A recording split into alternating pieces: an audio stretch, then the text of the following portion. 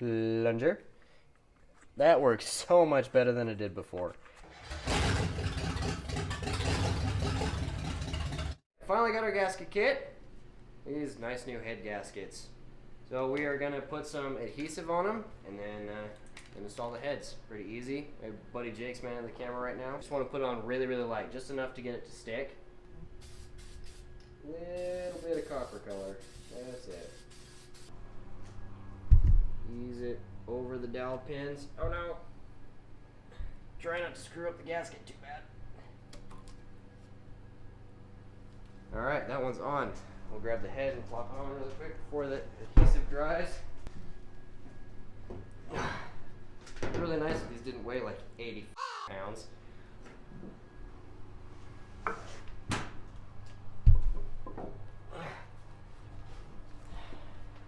And it's on. And that's all you have to do is completely exert yourself physically. Here's a quick tip for everybody. When rebuilding an engine, because it is so much work and for other reasons, you should replace the head bolts. These are made to stretch a certain amount, and when they have stretched that certain amount, they're usually garbage. But I unfortunately have to reuse the original ones. It should be fine because the engine only has 7.5 to 1 compression. So there's really not that much stress on these guys, and there's quite a few of them. So I think I'll be okay. My grandpa also says I'll be fine. It's like I've been saying, I just got to get to the wedding and get back home. A very good practice is to put a little tiny bit of oil, used oil, new oil, some type of oil, on the threads of the head bolt. Just a couple drops.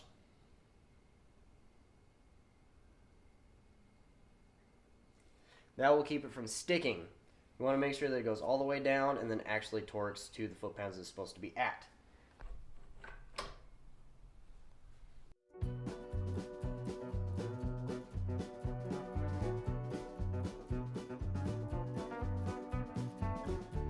Start the bolt by hand, get it as far in as you can by hand. And then pull out your handy dandy torque wrench, and I will show you how to use this in just a second.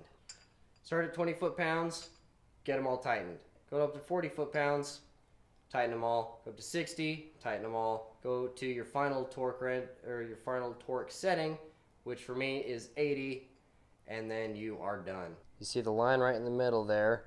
That is where you need to line these lines up at. If you see right here, I'm headed for 20 pounds, so the 20, I want to make the end of this collar match up with there. If I'm going for exactly 20, I just tighten it until the 0 lines up with that line. That's it right there. That's all you need to know. Pretty simple. Oh, one thing I did forget to mention.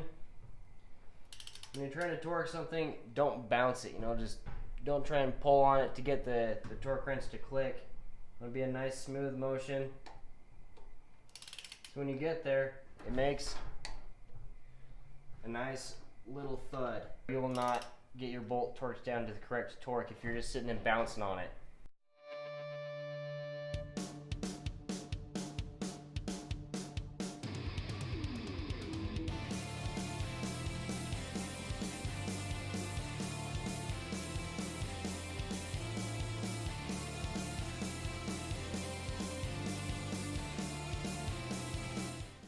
We are now up to the dreaded 80 foot-pounds.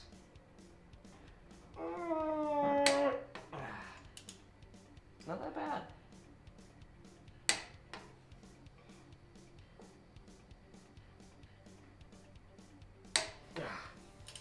Whew. That'll make you lightheaded.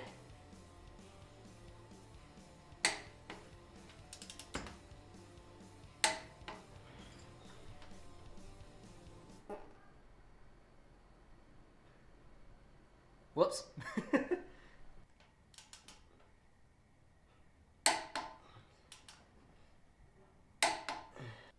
It's the next day, and Whitney is on her way home with dinner.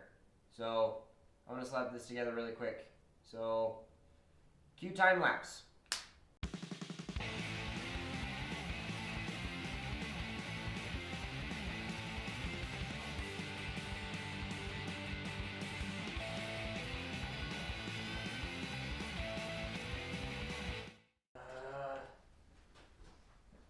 One bolt Seriously? One bolt.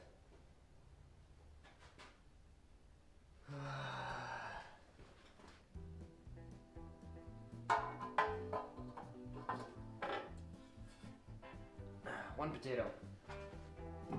Ah! Oh, right on the funny bone. I put it on backwards. Now get it upside down. And backwards.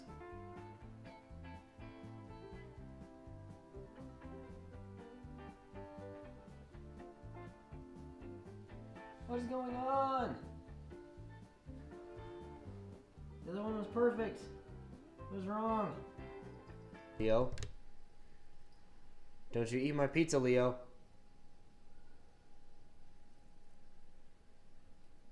Actually, you know what? Eat that. Get rid of the evidence when he doesn't know I already ate.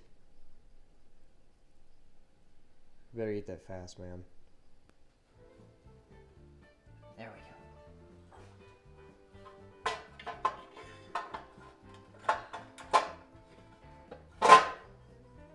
Very good. The throttle linkage is held down by 2 of the intake bolts. And not only that, but the dipstick for the engine is also held down by 1 of those bolts. Try and line up with 1 little tiny bolt. I've dropped about 4 times now. Okay. New plan. Sorry, you're gonna look at my bum for a minute. Yes! Oh, got it. That doesn't look right. I just did all that for nothing? Which way does it go? That's the only way that made sense. Oh, I got it.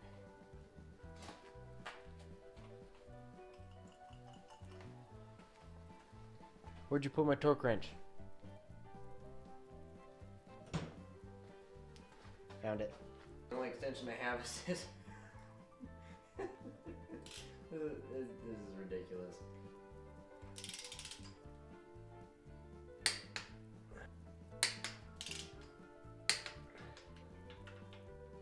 Actually kind of nice having this really long extension on here.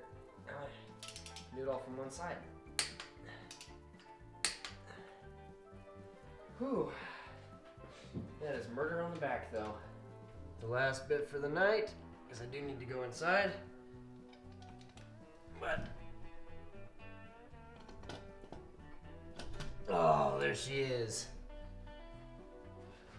Now I know I said I was going to show me cleaning this carburetor, and I totally meant to. I couldn't get the thing apart. So let's just hope it's not too gummed up. But that's it for the night. I gotta go in. Hey everybody. Been a couple days, but we are back on it. Look, I got a fancy new tool. This thing follows me around. Isn't that crazy? I love it. Anyway, we're back working on the DeSoto. I've done a few things since I've seen you last, so let's take a look. Got the carburetor all the way on. I put the water pump back on. Got the coil put back on. Got the thermostat housing back on. Just did a few little mundane things that really are not that big of a tissue. But we are going to put the rest of the engine together today. See if we can't get it to run. Alright? Cool? Great. Oh! Ah! Oh, why am I always hurting myself? Okay, thought I'd I thought I would do a little thing on these spark plug tubes. These are kind of interesting. Because Hemis have a spark plug right in the middle of the head, they have to go through the valve cover. So, you have these little tubes. Some years have steel ones. These, however, are aluminum. They slide through these little holes and go into a slot in the head, just like that. And then you put the spark plug in and it holds that tube down. These are incredibly expensive, so it is very important that you are very careful with them. And then they have a rubber gasket here that seals around the valve cover. And then this metal washer actually gets held down by a cover for all of this stuff. Let's do this, and then we got to figure out exactly where our spark plug wires go on the distributor. Ta-da! Time to figure out where all these ladies go. And I happen to know that the firing order of this engine is 18436 and yes, I did have that memorized. Oh.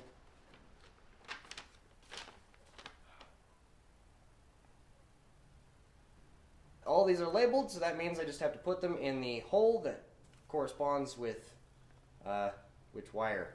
I forgot to film this earlier, so we're going to do it now. But there's 3 things you need to know when you're putting your spark plug wires on your distributor cap.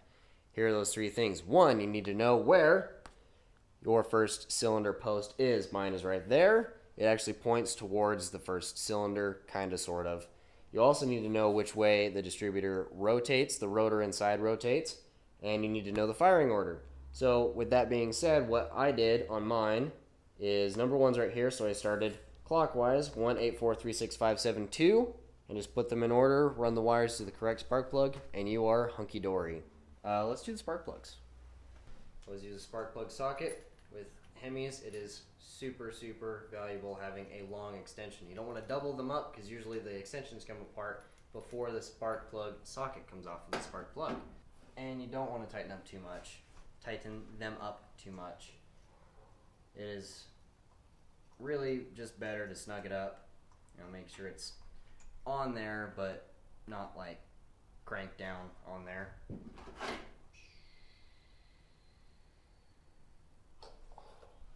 And that's it. Easy peasy, lemon parcheesi. I have all of the spark plugs in. Spark plug wires are in their correct spot, and I got these fancy little covers on.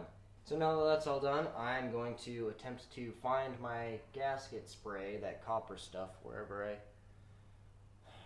I misplaced it at. I'm going to put on the exhaust manifolds. I should have put the exhaust manifolds on before I put the heads on.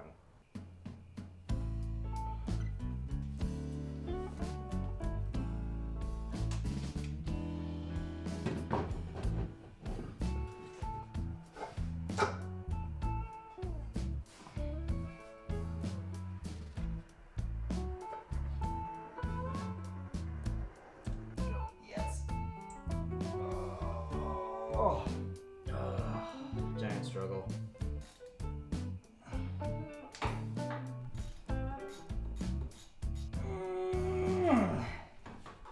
Exhaust manifolds are in.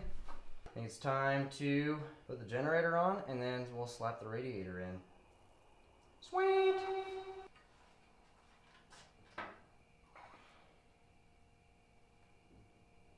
Come on, Dad. Take 2.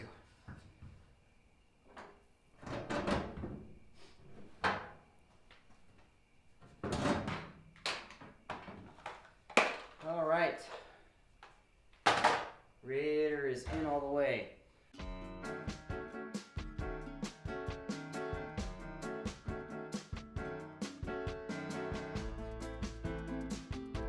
Just to make sure there wasn't any antifreeze in the oil pan, which I thought was empty, I popped the drain plug out for just a second. Apparently there's still oil in here. So it's all over the floor. Probably about 2 quarts worth. Couldn't get the drain plug back in, dropped it a couple times. This stuff is spreading around fast.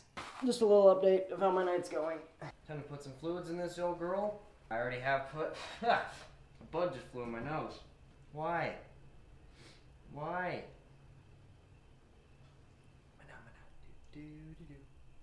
Alright, let's see if she fires up.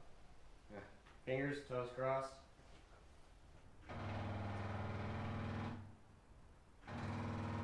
Maybe not. As far as I know, the starter is just stuck.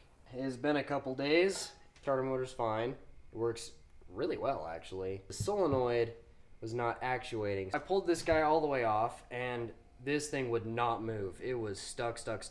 Yanked it out with a lot of force and some climbing rope tied through this little eyelet here. And there was a little bit of corrosion in here. So what I'm going to do is go over this piece and the inside of here with some 1000 grit sandpaper.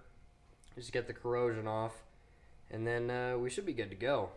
Just take yourself a little piece of 1000 grit sandpaper. Take off any surface rust. To be quite honest, I've already done that, and it fits pretty well. Plunger. That works so much better than it did before. Whenever you're ready. Nothing?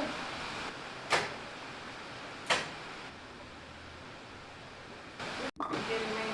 I know it works.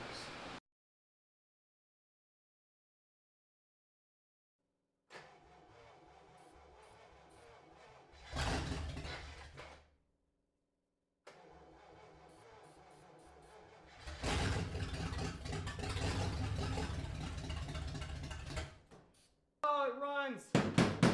Yes, it runs! Oh my god! Oh my god, it runs! Yes! Woo! Yeah!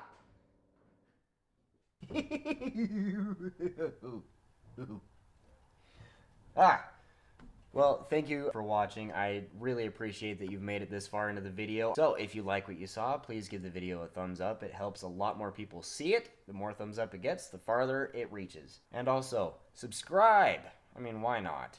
And please turn on the notification bell so you know when my ugly mug is back on YouTube yet again.